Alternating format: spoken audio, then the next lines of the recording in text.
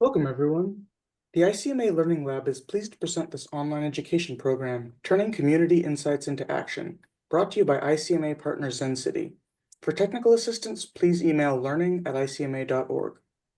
Today's presentation will last up to 60 minutes and includes a question and answer opportunity, so please submit your questions at any time using the Q&A panel at the bottom of the screen. During Q&A, our presenters will answer as many questions as time allows. It is my pleasure to introduce today's moderator, Lee Feldman, the former city manager of Fort Lauderdale, Florida, as well as the former president of the ICMA Executive Board. Lee, welcome to the program. Thank you, Julian, and welcome to everybody who's joining us today. As Julian mentioned, my name is Lee Feldman. I am a retired city manager and now work as the senior advisor for local government strategy with Zencity, a tech company that provides community engagement platform. And today we're going to talk a little bit about some work that we've done in regards to surveys. Joining me today, and you'll be hearing from him in a little bit, is a good friend, J.J. Murphy, who is the Assistant County Administrator in Pasco County, and one of my teammates, Serene Shackett, who's our value strategist at Zencity. So we're going to get right into it and talk about a new national survey that we launched and some of the results that we're just starting to tabulate. Serene, it's all yours. Thank you, Lee. So as Lee said, my name is Serene. I'm Zencity's value strategist, and today I'll be sharing a little bit about Zencity's community survey. You can go to the next slide. So the community survey that we run is a survey that we've developed and refined over years of iteration through our work with a wide range of local governments across the country. And the purpose of the survey is to help cities and counties better understand their residents' opinions, beliefs, attitudes on a variety of community issues. At a high level, the survey begins by asking questions about residents' overall quality of life, and then explores a little bit deeper how they feel about different aspects of life in their community. And that can range from anything from parks and recreation to public safety and transport, or even just their general sense of community. We run a national version of this survey at least twice a year, and that allows communities to benchmark their own results against the national survey results. And I'll go into that in a little bit more detail. But first, I'll just give you a quick look into how we do our survey methodology, share some key findings from our national results, and then show how we use these insights to help local governments better understand their residents. You could go to the next slide, even the next one. So in this national survey, which we ran in August last month, we collected responses from over 5,500 people across the United States. And we did that using a range of digital platforms. And the reason that we use digital platforms is because they're one of the most accessible ways to reach almost any American. Most Americans are online these days. And it also allows us to collect data quickly so that the insights we share reflect what people are thinking right now. And then to make sure that our results truly represent the US population, we use US Census data to guide our sampling. So that helps us target respondents based on key demographics like age, gender, region, income. And so then that people who take the survey reflect the actual makeup of, in this case, the country. And then after collecting the data, we also do some statistical weighting on the back end to adjust for any small gaps of overrepresentation of a certain demographic group in our sample. And then that ensures that our results reflect the broader population as accurately as we can. You can go to the next slide. So, for example, here you can see a comparison between the sample of respondents that we collected from different demographic groups. using our targeting methods, and then the weighted number of respondents that we calculated after our results after we collected all of our data to make sure that we are fully representative of the US population. So just to make this a little bit more concrete, you can look at on the right section, you'll see gender as an example. In our sampling, we'll intentionally target slightly more females than males because there are currently more females than males in the US population. And then after data collection, we'll apply these statistical weights to adjust for any slight imbalances. And here you can see we weighted males slightly more heavily, so our final proportions in the data set reflect the true gender distribution in the US population. And we do this for all demographics. Nathan, you can go to the next slide. So our first question in our survey asks about the overall quality of life in a respondent's community. Looking across national results, we see that 66% of respondents feel positively about their overall quality of life, and only 6% of respondents report feeling negatively. We can also look at this broken down by region, where we can see some interesting differences. The Northeast reports the highest positive ratings at 71% positive, while the West Coast reports the lowest at 64% positive. I recently shared this slide with my family because I'm from New York City and they're from California. So we have a little ongoing East Coast, West Coast rivalry. And so I won here. On the next slide, Nathan, you will go into a little bit deeper in how people feel about different aspects of community life. So this section of our survey, and you'll see there's quite small letters, but I'll break it down shortly. We'll ask residents to rate on a scale of 1 to 5 how satisfied they feel with various aspects of their community. So when you're seeing the positive scores that you see here, it's the percentage of people who ranked 4 or 5 across the different characteristics that we're asking about. The dark green are the ones that receive the highest positive ratings, and then the lighter greens up until the gray are lower.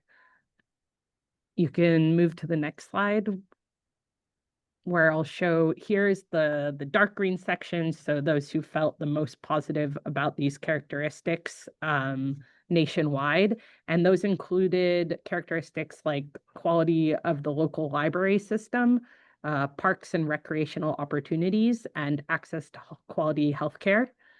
And those are areas where residents tend to report stronger satisfaction, which is often a brighter spot for local governments when they see the top portion of satisfaction among community characteristics. And then if you'll go to the next slide, we'll see the mid-ranking group of community characteristics that received moderate or mid-range positive ratings from residents. And these include overall quality of the city and county services, sense of community, which are both important indicators of how connected and supported people feel in their daily lives. And then we'll also see characteristics like availability of arts and cultural events and opportunity for residents to give input to their local governments. And then if you'll go to the next slide, we'll look at the lower end of the scale. So these are actually characteristics that we see quite consistently in a large range of our surveys appearing as a little bit less positive. And those include transportation, availability of jobs that pay living wages, housing, and then in this case also ease of permit and zoning processes. And this isn't surprising. These are complex structural issues that are quite difficult to change quickly. And they're often shaped by forces outside of local government's direct control, like global and national economic trends or federal policy, migrational patterns. There's tons of things that can affect these kinds of characteristics, but they have an enormous influence on how residents feel about their communities overall and can strongly affect trust and satisfaction within local governments. So it's really informative to be aware of what appears in this kind of bottom quadrant in local community surveys. And then on the next slide, so that was kind of a big picture of how US residents feel about different characteristics, but we can take this a step further and dig deeper. So now looking at the bottom three characteristics, when we break these scores down by demographic groups, we can see some very interesting differences within groups. For example, transportation, respondents aged 55 and older were 15 percentage points less likely to rate it positively than the average, while Black and African American respondents were 18 percentage points more likely than the average to give positive ratings. For jobs, you'll see kind of a pattern that we might expect where respondents with household incomes over 100K were more positive about jobs that pay a living wage than our lower income respondents. And then interestingly, for housing, the Black and African American respondents stood out as being much more positive about the availability of affordable housing than the overall population. And these kinds of differences matter because they show how different groups can have very different experiences of the same, even within the same community. And they can point local leaders towards equity gaps and where opportunities might exist to close some of those gaps. And then on the next slide, we looked at the single most pressing concern for each of our demographic groups. And you can see across most groups, as we've talked about in our data up until now, that most feel least positive about affordable housing. Although here we see a couple of notable differences, which I mentioned on the previous slide a little bit, where older respondents aged 55 and above are least positive, have least positive sentiment towards public transportation. And Black and African American respondents felt least positive about jobs that pay a living wage. And these distinctions are valuable, again, because they'll show how different groups prioritize different issues, even within the same community. On the next slide, we dug a bit deeper into this affordable housing characteristic because it kept appearing as the lowest ranking characteristic. And when we break it down, we can see some clear differences across the US. So residents in states with populations of over 8 million were actually more likely to feel positively about affordable housing than communities in states that have smaller populations. Males were more likely than females overall to report positively about affordable housing. And then again, perhaps unsurprisingly, higher income individuals were more likely than lower income individuals to rate affordable housing positively. And that just generally is highlighting how perceptions of affordable housing vary widely across demographic and geographic lines. And it can influence how residents evaluate the overall livability in their communities. On the next slide, we broke down perceptions of affordable housing by race across different US regions. So what you're seeing here are heat maps showing positive sentiment towards affordable housing, where darker regions represent more positive views. Each graph shows results for a specific racial group, so you can compare how attitudes shift across regions within that particular group. And if you just look at this overall, the first thing that stands out is this overall racial pattern where Black respondents and African American respondents report the highest positive sentiment towards affordable housing overall. And then followed by Hispanic respondents, Asian respondents, and then white respondents consistently being the least positive. And then when you look more closely, you can see that the Midwest shows the largest racial gap, where white respondents are the least positive at only 36% positive, and Black respondents in the same region are the most positive at 55% positive. That's an almost 20 percentage point difference within the same region by racial group. You can also see that the West shows the smallest racial differences. The Asian respondents in the West have a 32% positive rating, and the Black respondents in the West have 46% positive. So that's a 14-point percentage gap, which is still quite distinct, but different than other regions. And then the last thing that I found really interesting here was that in the Northeast, Asian respondents were the least positive about affordable housing, whereas in all other regions, white respondents were the least positive about affordable housing.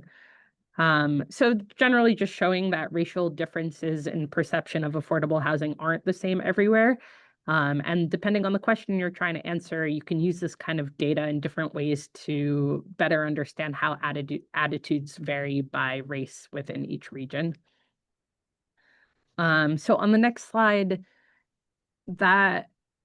so up until now, I gave kind of a preview into some of our quick results from our national community survey, which, as I mentioned earlier, was representative of the US population as a whole.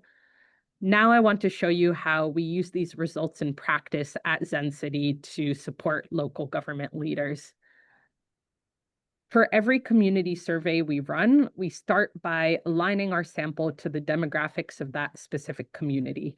And because communities across the country are so diverse, we use the most recent census demographic data for each place to guide our targeting. Once we have an understanding of the community, we create peer cohorts where each community that we work with is assigned to a cohort based on factors like population size, geographic region, income levels, demographic diversity, and series of other relevant characteristics that help us group cities that are similar. Once we've gathered local results, we use our most recent national community survey, which I just showed you some results from, as a data set that we benchmark against. So then local leaders can see how their resident responses compare to both the national averages and averages from similar communities in their cohorts. So for example, this is a community where their quality of life score was 84%, which was 17 percentage points higher than the national average and 16 percentage points higher than their cohort average. And these kinds of comparisons we can do across all sorts of community characteristics and help local leaders see exactly where they're succeeding, where they may be lagging, and how resident sentiment might be shifting over time.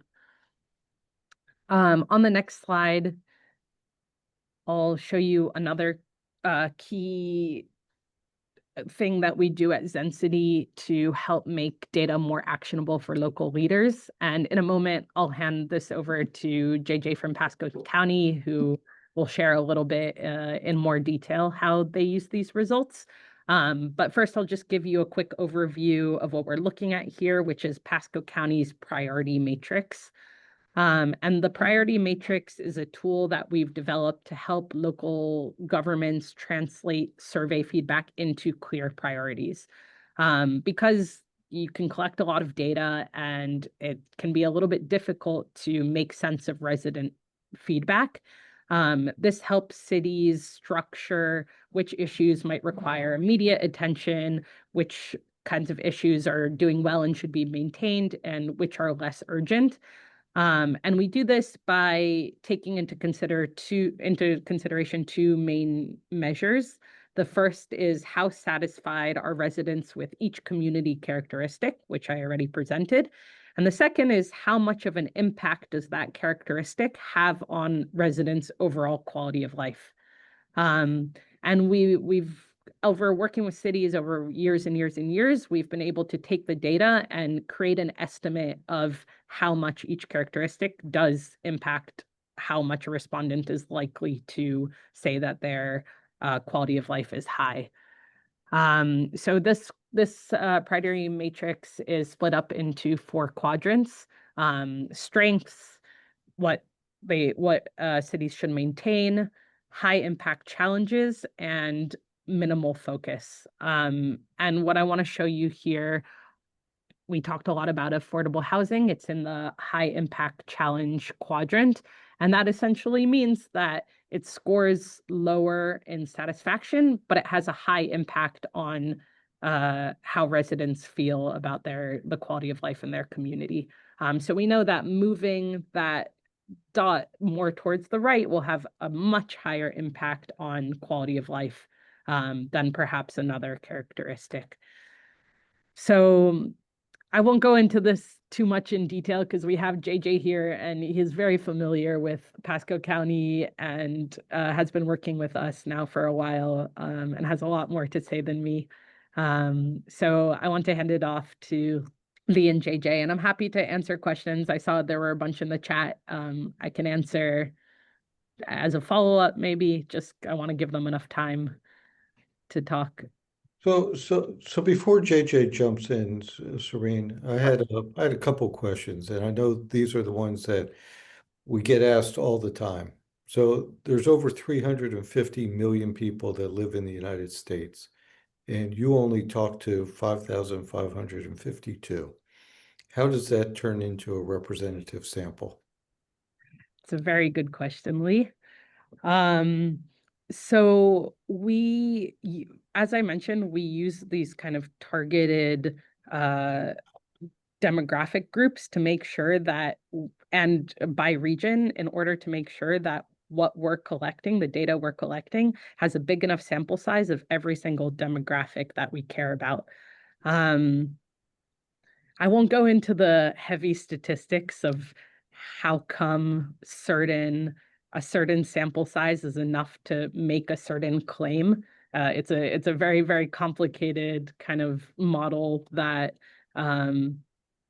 there's a lot of discourse about, but we make sure that our sample size is high enough using a bunch of different metrics in order to make the claims that we do. And we iterate. So we make sure that we do this every 6 months. We do this across tons of different cities and counties in the US. And that iteration collects more and more and more sample, and we can look at our results in a more comprehensive way just from the vast amount of data that we have. Cool. So JJ, welcome to the webinar. We've known each other for probably longer than either one of us wants to admit on there. You're now with Pasco County. Tell us a little bit about Pasco and then how you sort of see surveys and the data you get from it. Sure. Thanks, Lee, and great job, Serene. And I'll get to the survey in a minute. But just for the audience's sake, Pasco County has about 650,000 residents. What's important is we're 93% unincorporated. So it's not a county that has a bunch of cities that are already providing these services. The residents who take our survey, they're expecting the county to deliver the service. So we're one of the we're the fifth fastest growing county in the US. What's important, and I think this ties to what Shireen was leading up to, and the title of the survey being, title of the presentation, Turning Community Insights into Action. So in 2024, we had two tax issues that came forward to the elected officials. One was a municipal service tax for fire, and one for parks. And the fire one, and I have the public safety branch, so I have fire and corrections under my purview. The fire MSTU went forward and was one of the largest increases we saw in the last 15 years. But the parks one did not move forward. The elected officials chose not to increase that tax. So it was a tax that had a 0% increase. And then we take this survey, and the survey comes out this year. We did the survey with Zencity. We partnered with them this year. And the public answered the most important thing Pasco County can do to improve its quality of life among residents was increase in investment in parks and recreational facilities. So we were able to take that data to the elected officials and say, hey, I know you don't want to increase taxes for parks maintenance. However, let's cut other areas of our budget in the general fund and put more money into the parks budget so that we can have the residents feel like their voices have been heard. And that's exactly what we did with the budget you just passed on Tuesday. So when we talk about actionable survey data, I'm here to tell you, we spent an additional $4 million in the Parks Department, not just because of a survey, but that was the background that we were able to use to justify some of that spending. So I'm happy to be on here with Lee and answer any questions, but I wanted to share just that one tidbit of the survey, and I can get into some of the other parts, but I wanted to share that story first. No, I appreciate that, JJ. And Nathan, if we can go back to the slide that showed the priority matrix, that one right there. To me, this is one of the greatest tools that any administrator can have. If you start plotting your services that you provide on basically two axes, one showing satisfaction and one showing importance, okay, you can start seeing where something's really important and people aren't satisfied. And you can see where some people are extremely satisfied, but it's not important to them. So, JJ, can you use that to sort of say, yeah, we need more money for parks maintenance, but where can we take it from? And sort of look at, the stuff that you're doing well, but people don't really think it's important. Sure. I guess what I really, so the things that we're doing well that people don't think are important are, the sense of community, the overall cleanliness and maintenance.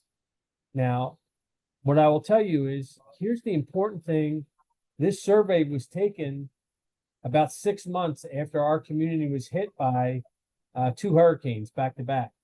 So when I look at the minimal focus, I see that people talked about the ease of getting permits or the permit process. And I will tell you what's interesting is during that time, right after the survey, and we had over 10,000 people impacted by the hurricanes. We waived permit fees. We were out. We did mobile centers where people can get permits. So it was never easier to get a permit, but maybe some of the people who didn't go through that process took this survey and they're used to government being slow. So it's interesting, like the timing on these surveys is important. And I think that's one thing I wanted to point out, Lee, in the conversation, that this is a great list of important factors to utilize. And sometimes you have to look at the timing and then what really are your community priorities.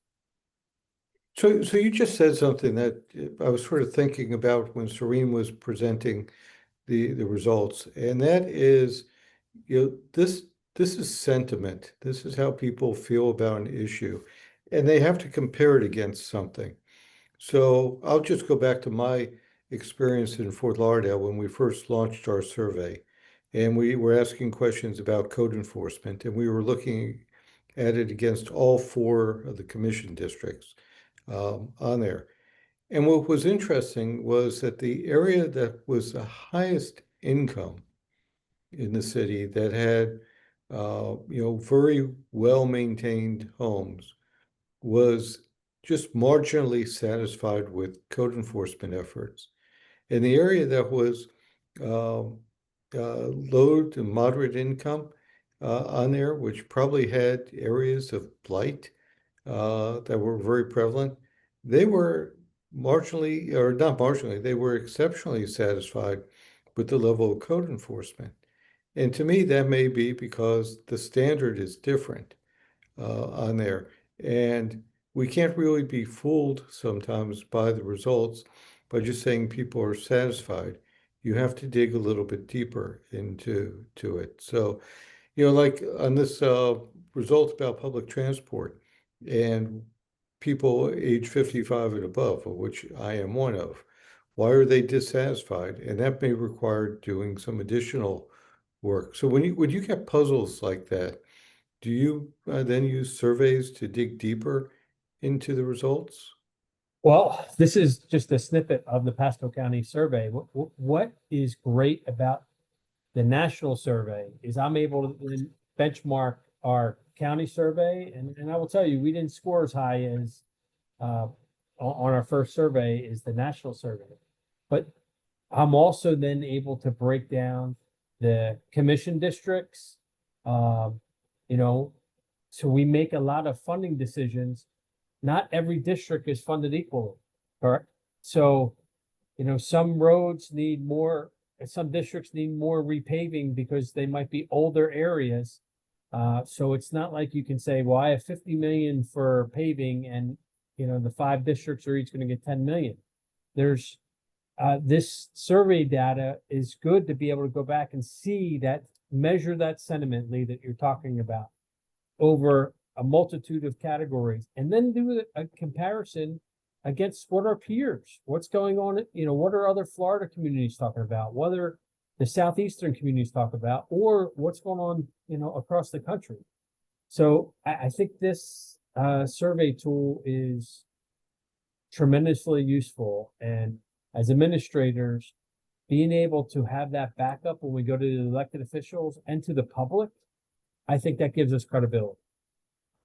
You remind me of the old George Orwell book, Animal Farm, where he wrote that all animals are created equal, some are created more equally than others. So, right, that's how we deal with commission districts. But you're absolutely right about benchmarking, right? If you're to the left, make sure I got my directions correct, of the national survey in the cohort, that probably means that you're doing something that needs to be fixed, right? Or you're not doing enough. And if There's you're, room to improve it. yeah, and if you're to the right, you know, everything is good. That's not politically left or right, right? But on there, but you know, having benchmarks to help you compare, you know, really becomes essential, because if you look at the national survey and the affordable housing results are 38%, that's pretty low, right? And you know, if you just didn't have a national survey to compare it to, and Pasco County did their survey, and you're in, you know, the low numbers as well, you start saying, hey, that, you know, intuitively we know low numbers are bad, but you may actually be ahead of the national and your cohort's benchmarks, which means you're doing better than everybody else. So I think having benchmarks helps everybody understand on there. Let me just point out that Serene is in Tel Aviv, and she just posted that she had a run because they're having an air raid siren. So we're hoping everything is going to be well with Serene, and she can join us in a few minutes when she returns. So it's just you and I right now, JJ. That's okay, Lee. Can I touch on the affordable housing piece? Absolutely. What's interesting is, what are we talking about there, right? Because surveys come out and say the National Housing Committee last year did a survey, 74% of Americans are worried about the housing affordability. It's not just affordable housing, it's what's affordable for the middle income, you know, middle America anymore. With interest rates so high, renters are reporting that there's, you know, 50% of renters can't, you know, are struggling to even pay their rent. And that's leading to some homeless issues. So it is really hitting across all streams. I know the Fed cut rates yesterday. They didn't cut them as high as people wanted. But you know, the lack of supply in housing right now and interest rates being high, it's just a terrible time right now. And Americans are really looking at what can you do? And then you have the situation with affordable housing and communities investing. And then you get some of the NIMBY attitude of, well, we don't want the affordable housing complex in our backyard, right? So it's a really difficult dynamic. And we are going to face that head on in Pasco County. We are the recipients of a HUD disaster recovery grant of $585 million, and 70% of that is supposed to be spent on affordable housing. So look at that number. We're going to be spending upwards of 450 to 500 million on affordable housing projects for single family and multi-family housing. And some of the single family is helping people recover who were just lost their homes in these storms. Yeah, storms, and we got one, I guess, brewing out in the Atlantic now. They always come at the worst possible time. So Rachel Wolf has a question. I'm going to throw this to you, JJ. She asks, I'm not surprised to see zoning and coding satisfaction to be lower in high-income areas. Higher income and assets perhaps increase expectations. But how do you balance this with equity and safety for all? We should not simply chase demand. No? No, I agree. When I was out in Palmdale, California, we started a program called Find a Way to Yes. And it wasn't saying yes to everybody who had issues. It was sitting down with them and explaining how they can get the yes, how they can get their permit, how developers can develop. And we won an award as one of the most business-friendly cities in all of LA County because of that program. So she's right. You can't just target certain areas. You got to be fair across the board and make sure you really try to elevate the community across the board. Yeah, no, it's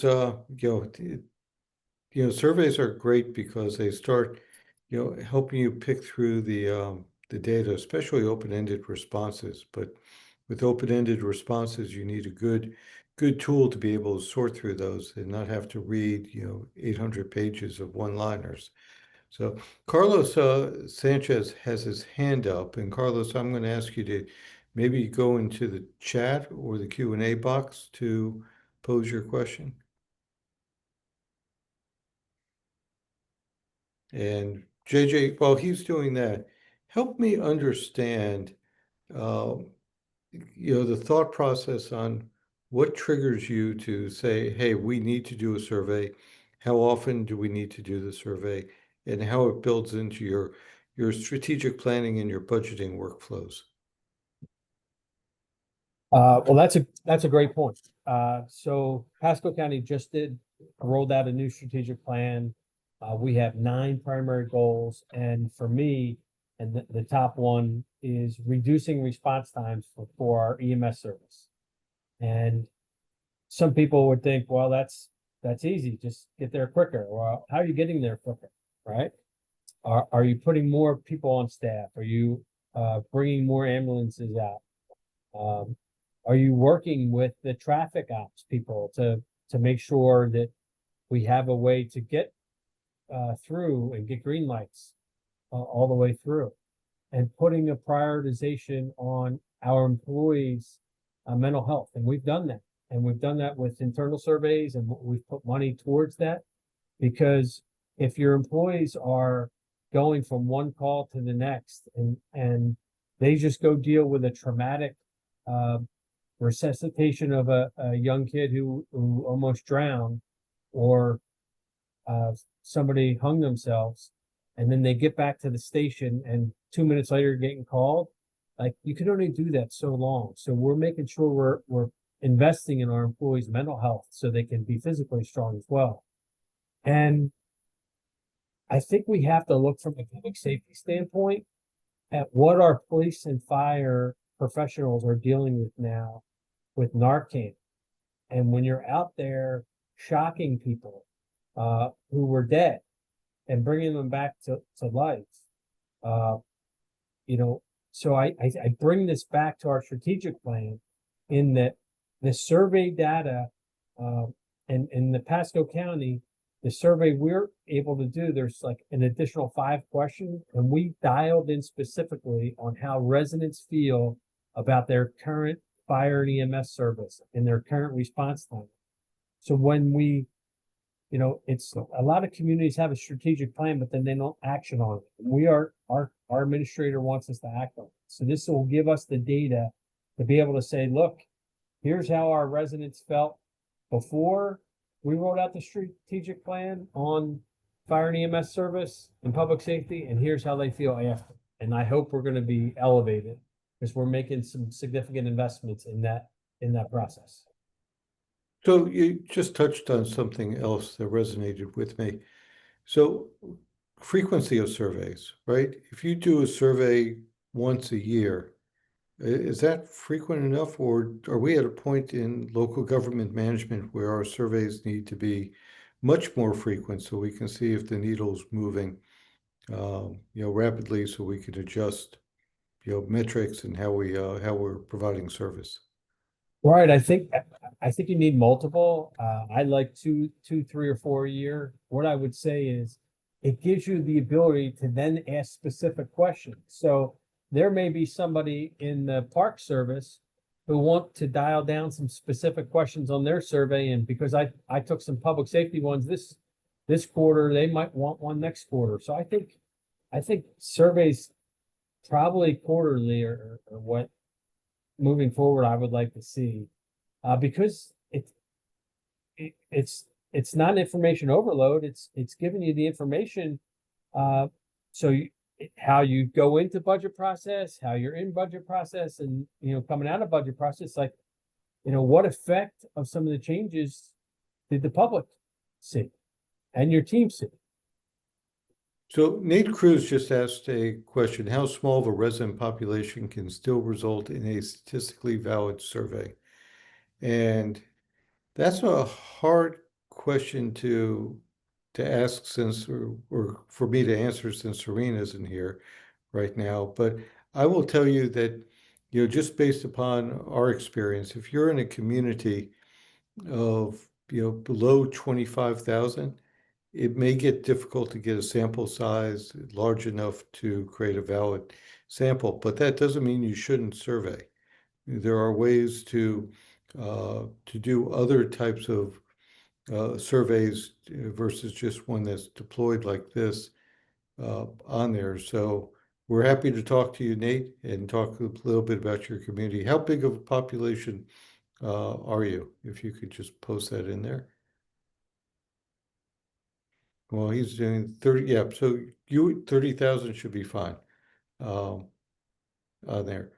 So tell me also, you talked a little bit about this already, but talk about the budget process and how data points from surveys are really going to influence the administration in determining what those priorities should be. I think it's one tool in the toolbox, right? I mean, you have your employees, you have your raises, you have your elected officials' desires. You have the same 10 people who come to some council meetings and ask for their sidewalk, right? Or whatever their issue of the day is. But ultimately, I think it gives you the data to make strong budgetary recommendations. You're able to measure that sentiment that you talked about earlier. And, sometimes we're not always doing as well as we should be doing for the public. And it may measure that, right? So if someone's standing out, and here we are in Florida in the middle of summer, and standing out waiting for a bus for 30 minutes, that there's a big suck factor there. Sorry, right? I mean, and then it discourages people to use your service. So you have to make sure that you're measuring what, people's satisfaction in the services you're putting out there. So I think it's great to have this data, and we, in the past, I've seen other national surveys that are so generic, you can't dive into really measurable action. The thing about the Zencity survey is they let you tailor questions directly to your community. And I think that's important. Yeah, I often tell people, if we think of our communities as a bell curve, on there, you have 10% on one end, they're the positive 10%, 10% on the other end, they're the negative 10%, right? The positive 10%, if you have a pothole on every street, they're going to say that that's traffic calming. The negative 10%, if you pave the streets in gold, they're going to complain that there's too much glare on the road. And those folks show up to commission meetings and council meetings and board meetings. It's the 80% in the middle that you never hear from. And that's why having a good survey tool helps you listen and look at the issues that are facing them. Right. Lee, if I could just say one thing, this is the third community that I've used Zencity on.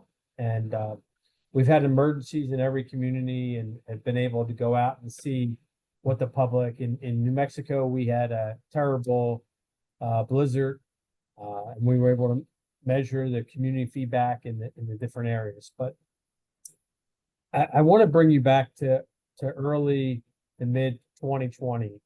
I was a new city manager in California in Palmdale, and on May 25th, 2020 was the George Floyd incident. You know what was going on around the country. We saw it on TV. There were protest marches. There were businesses boarding up, and America was at a critical point. Almost 2 weeks to the day, on June 10th, we had a 24-year-old African-American kid named Robert Fuller. He hung himself outside of City Hall in our neighborhood park there. And the sheriff's department came out and said it was a suicide right away, but the public didn't really believe it.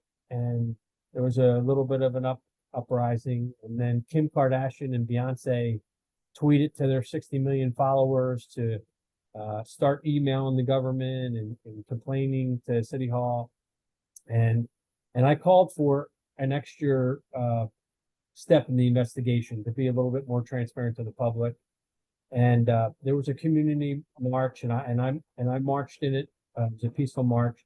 And the difference in the community was our businesses there were coming out and giving food and drink to the protesters that were walking because it was peaceful.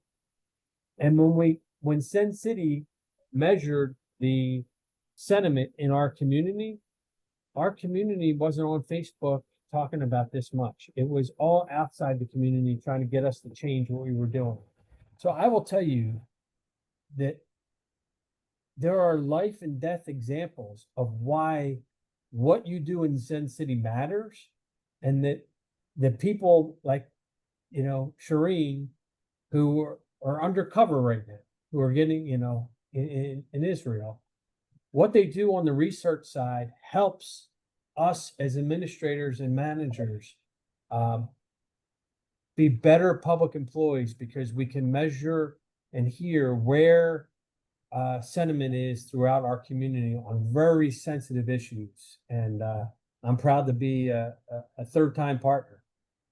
Yeah, I mean, when I was in Gainesville as city manager during COVID, I had a very similar situation, not as intense as, a march like that, but we had a skate park with one of those huge bowls, and the park was closed, and the kids were getting in there on there. So my Parks and Recreation director had a bright idea.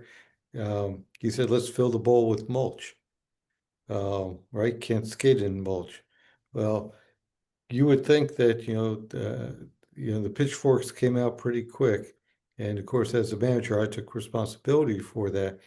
And we started getting the petitions from all over the country to, that COVID isn't bad, and, you're being too tyrannical and all that.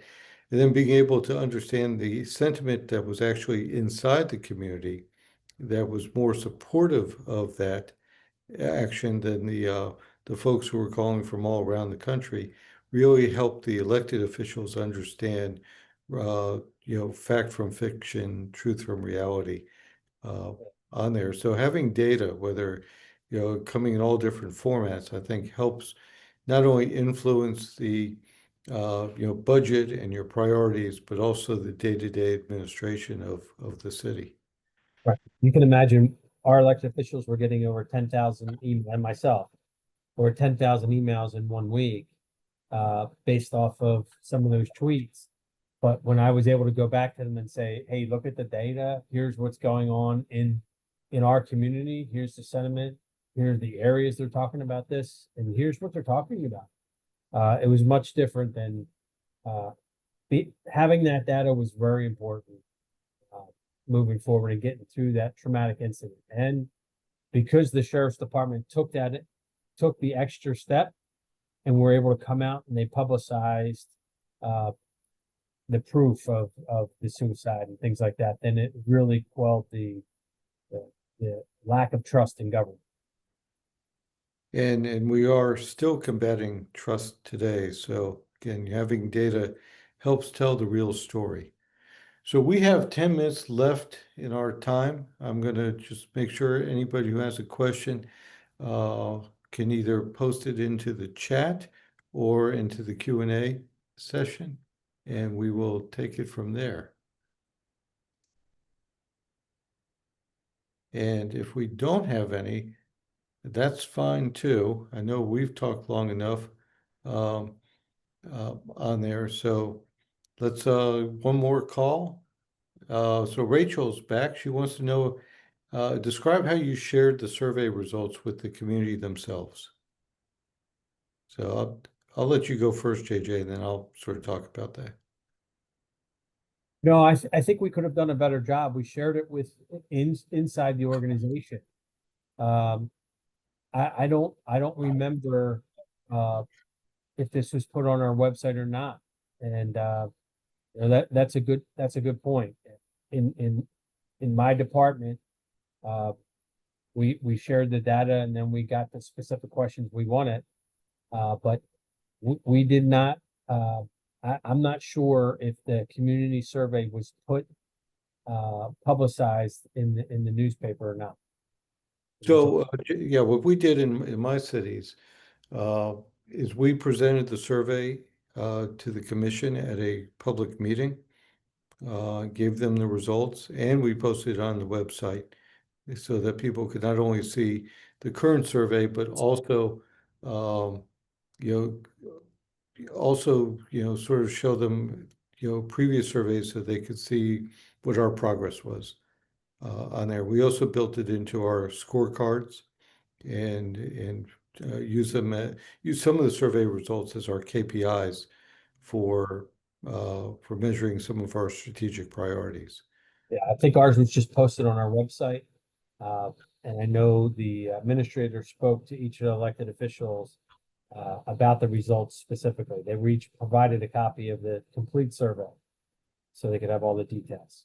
Yeah, Rachel posted that she also thinks it would be powerful to tell the community, here's what you all capitalized are telling us. And I think she's absolutely right on that, right? If you go back to one of the great planners of our time, Jane Jacobs, she said, to be effective, you have to look, listen, and linger.